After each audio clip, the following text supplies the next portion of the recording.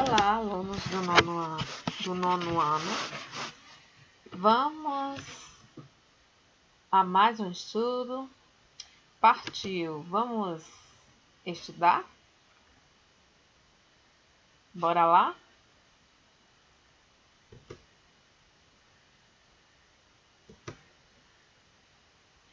O assunto de hoje é sobre a segunda revolução industrial. Para quem tem um livro, a página 15 fala sobre esse assunto aí. Então, bora lá. Meados do século XIX. O petróleo, né, que era grande, a energia, né, que era mais utilizada. Já aí como é a retirada do petróleo. Então, em meados do século XIX, grandes invenções e descobertas científicas como o telégrafo, o telefone, o cinema e o rádio modificaram o cotidiano e os hábitos e costumes das pessoas, porque era uma inovação para as pessoas daquela época, né? Todas essas coisas. E o aço passou a ser produzido e utilizado na fabricação de trens, navios e carros. Além disso, o uso de energia elétrica, do motor a explosão e do petróleo como fonte de energia foram as grandes novidades. Nessa ilustração aí vocês veem como é retirado o petróleo, né? E aí o petróleo era uma das fontes de energia da segunda revolução industrial. Eu digo até que era a energia um símbolo, porque por conta do automóvel.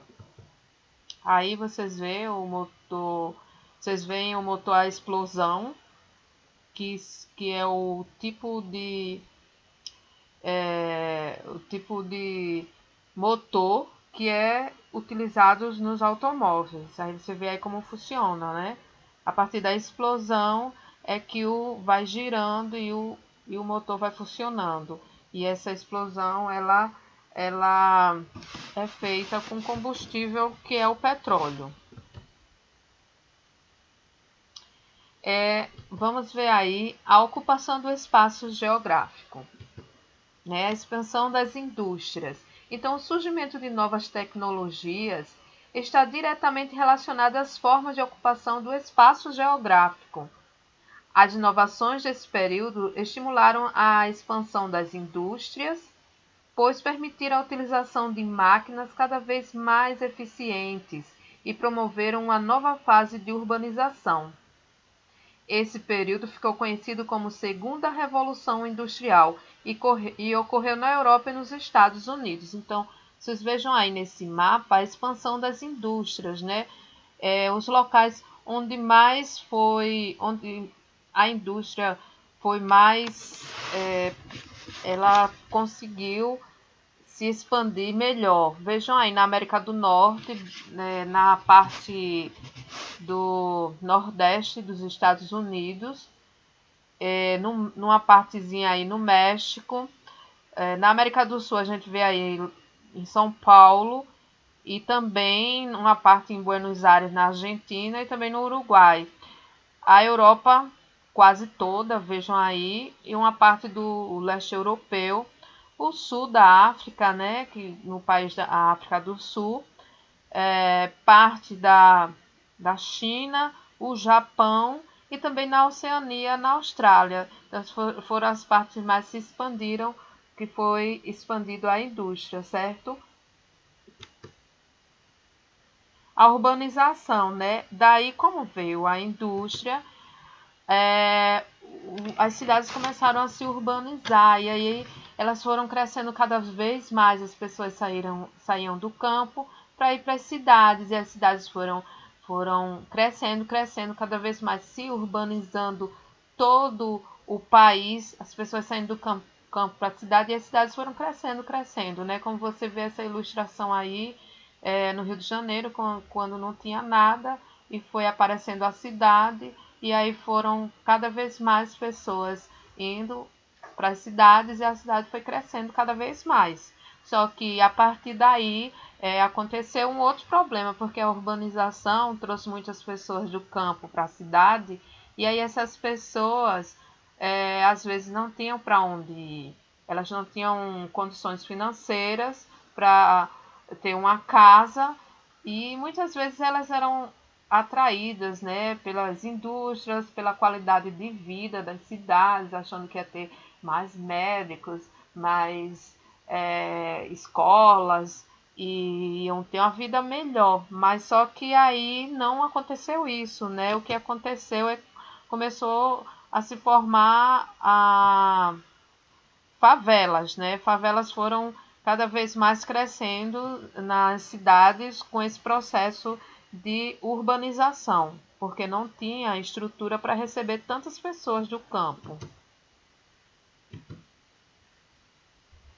Grandes empresas industriais e comerciais. Então, nesse período também se formaram grandes empresas industriais e comerciais, certo? Nesse período aí da segunda Revolução Industrial.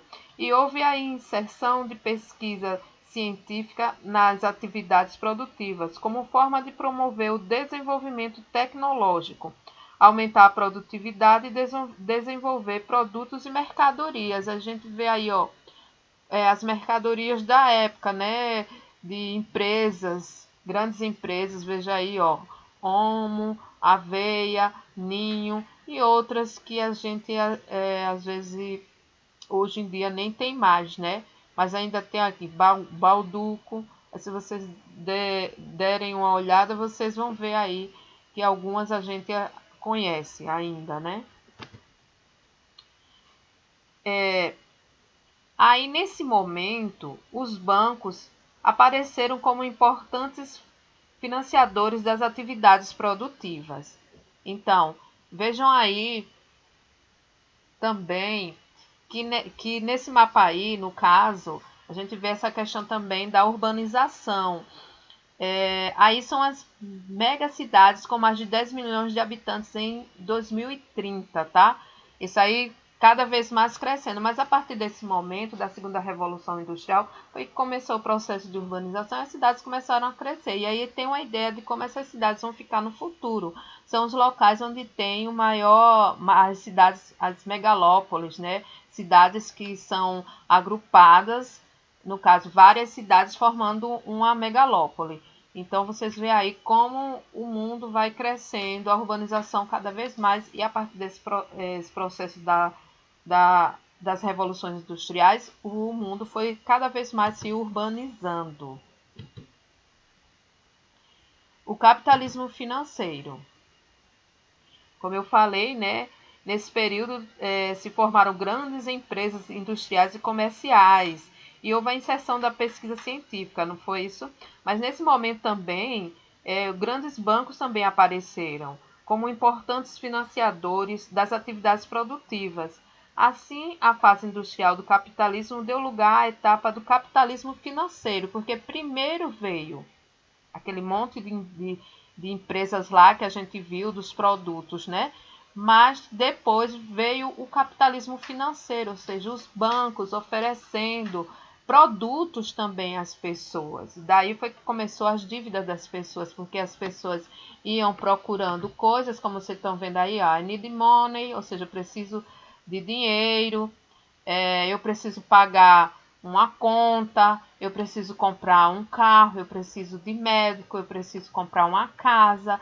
Então, tudo isso as financeiras proporcionaram, né, os bancos proporcionaram dinheiro para essas pessoas, e aí as pessoas começaram a se endividar nesse período aí, quando começou a se aprofundar o capitalismo financeiro.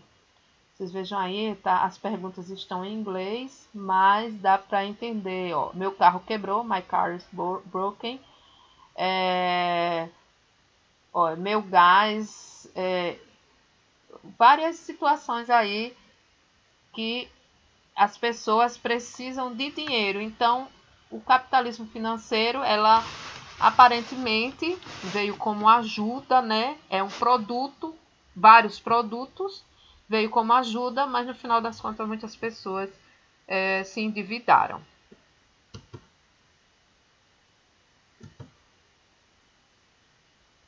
Empresas de capital aberto.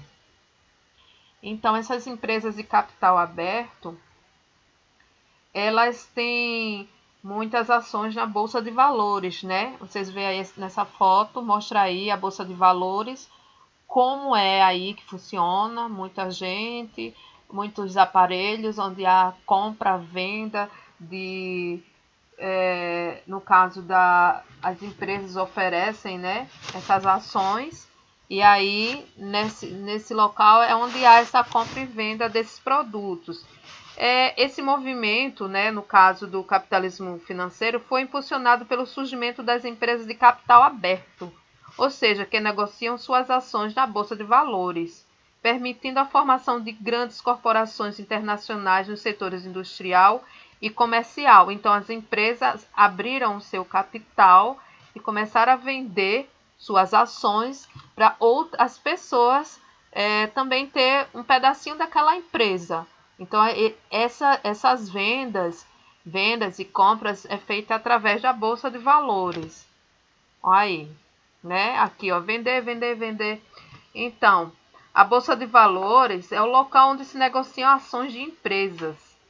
Uma ação representa uma parte de empresa que foi dividida entre vários acionistas, indivíduos que adquirem as ações. A venda de ações visa a obtenção de recursos para a empresa realizar investimentos e melhorias. Então, elas vendem suas ações e aí elas vão melhorando sua empresa, mas a pessoa que comprou aquela ação, ela começa a fazer parte da empresa. A empresa também fica sendo dela, certo?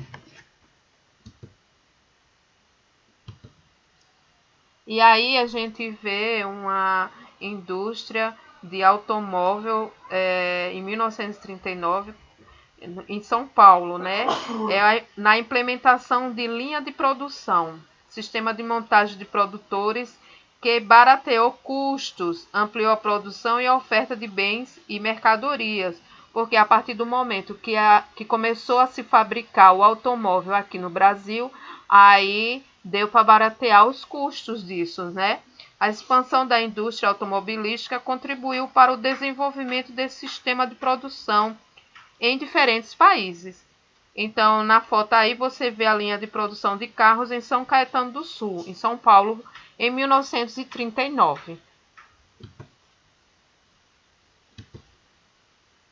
E para pensar, em todo tempo, ama o amigo e na angústia nasce o irmão. Provérbios 17:17. Então, quando a gente ama tanto o nosso amigo, que quando há uma necessidade, tanto dele quanto a nossa, aí a gente vê quem são os verdadeiros amigos, que vai te acolher, e aí ele já não é mais um amigo, é um irmão, certo? Fiquem com Deus e continuemos a interação.